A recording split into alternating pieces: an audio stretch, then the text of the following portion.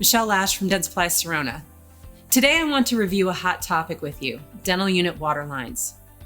Now, over the last several years, we've heard about dental unit waterline outbreaks in dental facilities, which have sadly impacted the health of many patients.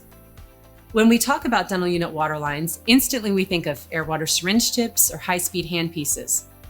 But oftentimes, ultrasonic scalers are overlooked as a dental unit waterline that also needs to be maintained.